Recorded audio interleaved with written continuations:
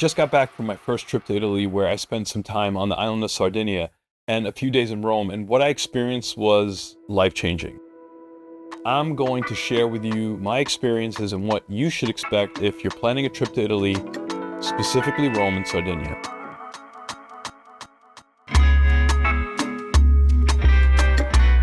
The history, geography, culture, but most of all, culinary experience.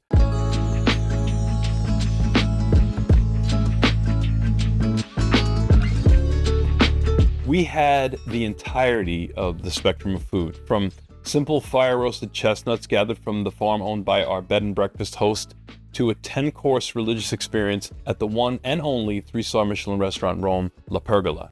Italy, I owe you an apology. I did a few videos on olive oil. I love olive oil, specifically Greek olive oil. Now, each year, I get my olive oil from a friend who he doesn't sell the olive oil commercially. He does ship me this 15-liter tin, but I also have a Greek restaurant and I go through a lot of Greek olive oil. And the commercially imported olive oil that I purchase from Greece is really good. I haven't had great experiences with imported Italian olive oil, and I called them out on it. A viewer reached out to me and he offered to send me some of the olive oil that his family produces in Italy. It was really delicious, but I kind of brushed it off as like, one-off lucky batch of olive oil, because the commercial olive oil from Italy, it doesn't compare to what Enzo had sent me. And then I went to Sardinia. Sardinia is an island off the coast of Italy, and it's about an hour's flight from Rome. It's known for its stunning beaches. My friend Janice, she retired there 15 years ago, and since then has been asking me to visit, so we did. She's from a village smack in the center called Girgeh. Except for what Janice had told me, I knew nothing about Sardinia. You take away cell phones and the internet, and it's like going back 50 years in time. I lived in a small village in Greece in 1981, and let me tell you, most of Sardinia today is a lot like the village I lived in Greece 43 years ago. The people are incredibly warm and welcoming, especially to strangers. And as you drive down the street in a town you may never been to, if you wave, you will most likely get stopped and invited into a total stranger's home for dinner. I'm not kidding. The richness in the ingredients, unsurpassed. It was not easy finding a good salad in Sardinia at any restaurant. Why? Well, they were past their growing season for lettuce and tomatoes. Everything has a season. Not in season, you're out of luck. I really wanted to learn how to make cheese, and an expert cheesemonger, I think a monger sells cheese only, I'm not sure, but an expert cheesemaker was just a short distance away from the home we rented, but he wouldn't teach me how to make cheese. We had gone outside of the milking season. The whole entirety of Sardinia does not use animal milk when their animals are nursing their young. I mean, you can buy commercially produced milk, but not local milk. And Sardinia is a big island. It's about 170 miles from south to north and about 90 miles from east to west. The roadways, for the most part, are very mountainous and curvy, so if you're taking the scenic route, and I highly recommend you take the scenic route, it would take you about 4 hours to drive from Cagliari, which is the southernmost airport, to the northernmost beaches. The beaches are legendary. We landed in Rome at Fiumicino Airport, took an Uber to Ciampino Airport, and about an hour later on a Monday, we landed in Cagliari Airport. Janice told us that almost all of the restaurants in Sardinia are closed on Mondays. So on the way to our home away from home in Girgeh, we stopped in the village of Barumini. Now, Barumini houses one of the largest nuraghi in Sardinia. It's called Sunurahi. A nuraghi is an ancient megalithic tower village of sorts. It's native to Sardinia. They were constructed between 1900 and 730 BC. Now, more than 8,000 nuraghis have been found. Each tower communicated to the next tower with horn sounds and smoke signals. The history and the architecture of the nuraghi is fascinating. If you do decide to visit one, wear really good shoes. Because it's very steep here. Deep. Like very steep. It's like a double black. It's really like worse. Wow, this is crazy. The corridors are tiny and stifling, and the steps are very uneven. I don't know how do I get out of here? Janice assured us that there should be a restaurant near there that was open. Particularly in the rural parts of Italy, lunch is the big meal, and for the most part, lunch is at 1 p.m. So usually all the stores and the public offices shut down for lunch. The stores open back up at 5, and the restaurants and cafes stay open until 2:30, 3 o'clock. The funny thing is restaurants close around 3, and then they reopen at 7. Very different. Our first dining experience in Sardinia was next door at restaurant Sunurahi. It was our first time eating at an authentic mom and pop restaurant in Italy. We started our meal with a local pecorino arrosto alongside a classic Sardinian flatbread known as pane carosau. And carosau resembles a bread common in India called papadum. And unlike papadum, which is made from lentils, carosau is made with wheat flour. It's flaky and crunchy, almost like an ultra-thin potato chip. The cheese in Sardinia is unbelievably creamy. It's rich and delicious, as most of it comes from locally raised sheep, goats, and cows. The next course was a native Sardinian pasta resembling large couscous, fregola, and a deliciously rustic cingale stew. Cingale is wild boar. We happened to arrive in Sardinia during wild boar hunting season, and you're allowed to hunt for wild boar on Thursdays and Sundays. It's sort of like the sale at Carvel Ice Cream. We quickly became friends with the owner of the restaurant. We were also introduced to her chicken, who was in solitary confinement in the restaurant, recovering from a rooster attack. After lunch, we headed to Giorgio, which is about 20 minutes from Barimini. Now, the road from Cagliari to Barimini was mostly highway. The road from Barimini to Giorgio was not. I am so glad that my friend Janice was gracious enough to give us a personal tour of Sardinia, because on at least 5 separate occasions, I would have sworn that Google Maps screwed up and had taken us down an abandoned road. Not only were the roads not abandoned, they were two-way. People in Italy are very, very aggressive drivers. So if you don't like driving endless mountainous two-way switchbacks that really should only be one way, and the pleasant sensation of having an 18-wheeler crawl up your butt on said roadways, you may want to rethink the scenic routes or hire a private driver, especially in Sardinia. The town of Giorgio is residential, and it does not offer large tourist attractions. The culture and the warmth of the residents is unsurpassed. This is where we stayed. Fresh lemons and limes in the courtyard that led to the home we rented for a week, with fresh pomegranates ripe for the picking in the garden. Not to mention a beautiful oven that I knew I was going to put to good use before I left. One of the beautiful things about Sardinia is wild produce that anyone can pick. Wild almonds, chestnuts, and this delicious little fruit, corbezzolo, also known as a strawberry tree. Honey made from hives near corbezzolo trees has more antioxidants and polyphenols than even manuka honey, and it's been proven to be antibacterial, anti-inflammatory, and antiviral. All right, let's give this corbezzolo honey a taste. Wow, that's really good. A little bitter, interesting, different than regular honey.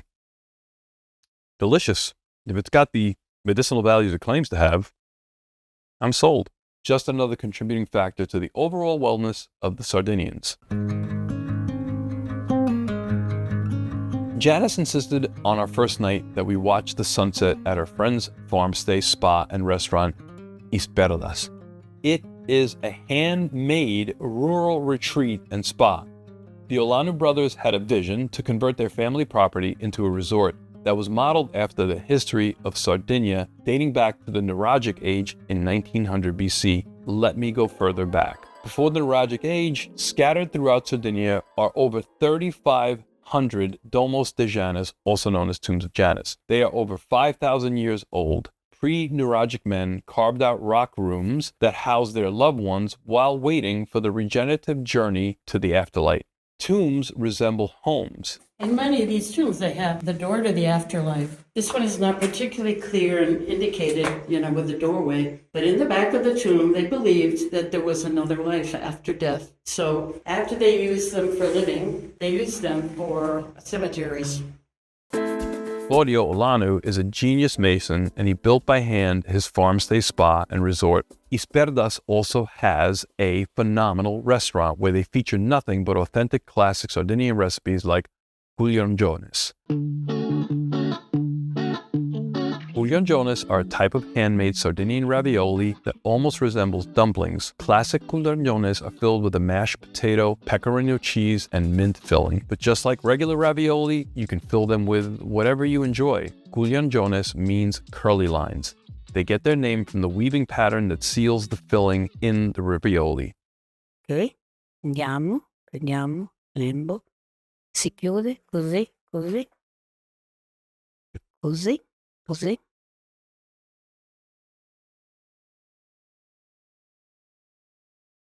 Eccolo qua. I learned how to make these with an expert, Patricia Mellis. Patricia was so kind to let me take a picture of her recipe book. These are hard to make pretty. Patricia said that part of the reason why mine weren't coming out as nice as my bride Maria's was because my fingers were too big. They were absolutely delicious, but even more impressive was the ladle simple pomodoro sauce that accompanied them. Fresh as tomatoes, garlic, salt, pepper, that's it. Intense and mouth-watering. In an upcoming video, I will teach you how to make these delicious Sardinian guglielmones. While circumnavigating Sardinia, Maria and I made sure to have pasta every day. It didn't matter if we were eating pasta in an unassuming restaurant in a piazza or if it was one of the courses in a Michelin star tasting. The pasta is always cooked flawlessly.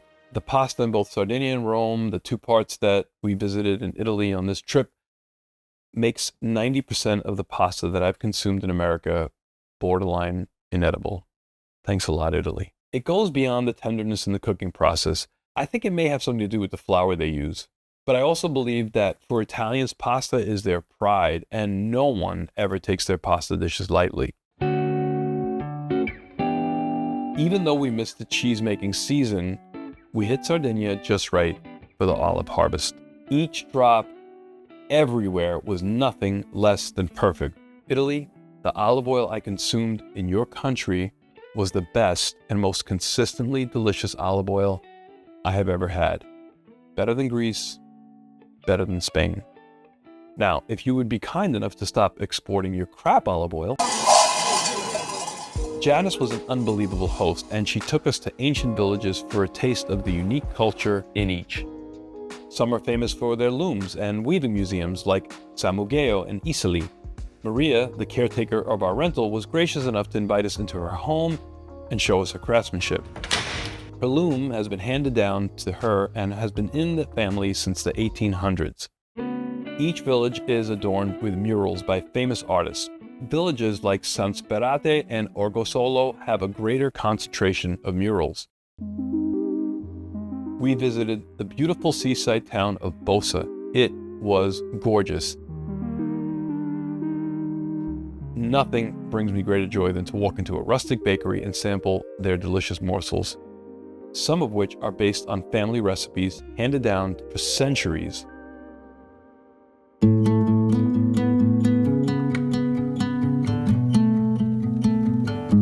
While traveling north, we stopped at one of many national parks to see one of the largest waterfalls in Sardinia, Laconi.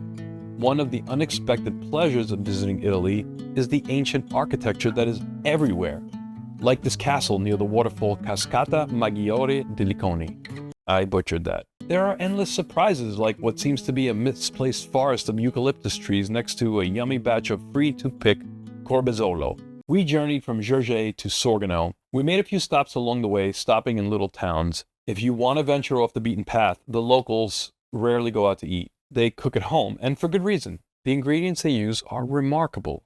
So most towns don't have a lot of restaurants. And if they do, you never know if they're going to be open, so don't trust Google, especially if you're traveling during the off-season. Plan ahead and pack a snack. We spent a lot of time trying to find a restaurant in Sorgono that was open, and we settled on the only one that was. We should have trusted the reviews. The restaurant was not so good. When we arrived at B&B de Graziella Pietro, Pietro had graciously collected fresh chestnuts from his farm. He was roasting them for us in a fireplace located in his kitchen. I should have skipped dinner and went straight for the chestnuts. They were fabulous. The reason why we stayed in Sorgono was because for the next few days we wanted to attend legendary festivals that each village hosts a couple of times a year. Sorgono was a short distance from the festival we wanted to attend in the village of Desolo. The celebration is so massive that they often draw tens of thousands of people. It's impossible to find rooms during these 3-day celebrations in the villages. The last thing you want to do is drive the back roads of Sardinia at night, so you got to plan ahead. We're about 15-minute car ride away. Very, very curvy, windy roads. We've been stopped. Everyone's forced to park. We're a good hour and a half walk away, and I guess we're waiting for a shuttle right now to pick us up. We hope.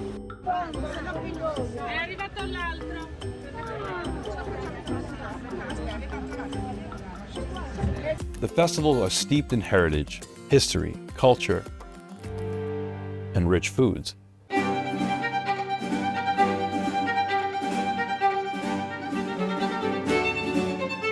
trip to Sardinia without attending one of these would be a shame. The ones in the northern villages showcase wonderful and unique foods. They're known as montagna produce or mountain produce.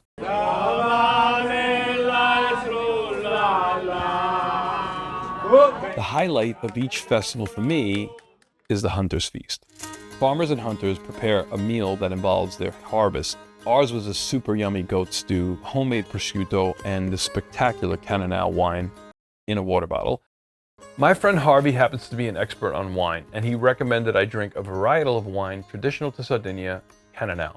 It's a Grenache. It's very high in antioxidants, and it's believed to be one of the great contributing factors to the longevity of people in Sardinia. Sardinia is a blue zone where many of the residents live to be in their 90s and 100s.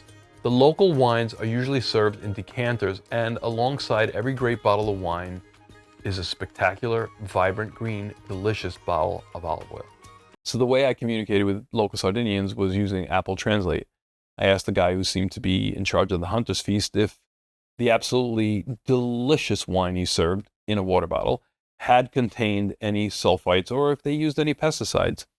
When he read my phone, he went from this, pleasant smile on his face to fierce anger. He looked at me and said in perfect English, "No, never."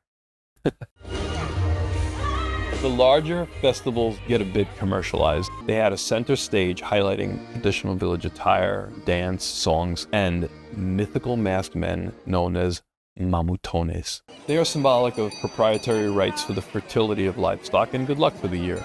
The tradition is believed to date back to the Nuragic age. Sometimes the weight of the bells they wear could exceed 50 kilograms. And they create music by jumping up and down in sequence. Their masks, horns, and bells carry symbolic meaning that gets kind of lost in history, unfortunately. We also attended a smaller festival in Celigas, which was closer to Gergely. The mamutones are different in each village.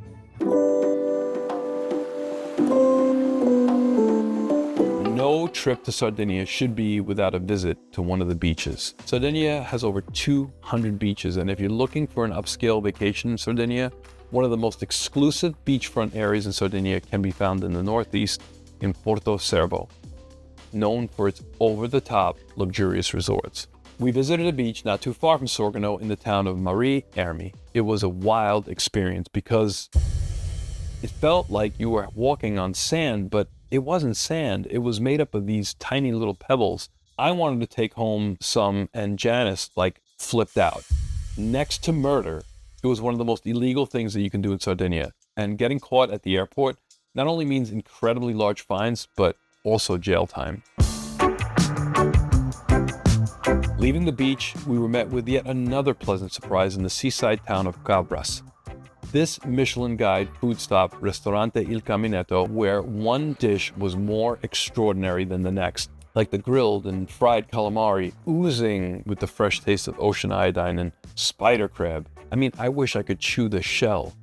Not to mention this remarkable olive oil. If you come across this video and you produce that olive oil, please reach out to me. I would love for you to ship some. One of the quirky things I experienced in Sardinia, well, let me show you. I've seen this a couple times. There's no toilet seat in the men's bathroom. That's a little odd to me. Usually there isn't any toilet paper either. And the door doesn't lock. No luck. After bidding farewell to Gergely, we drove back down to Cagliari and grabbed a hopper flight to Rome. A link to part 2 of this video, Italy, I Owe You an Apology, Rome changing me forever right here. Cheers.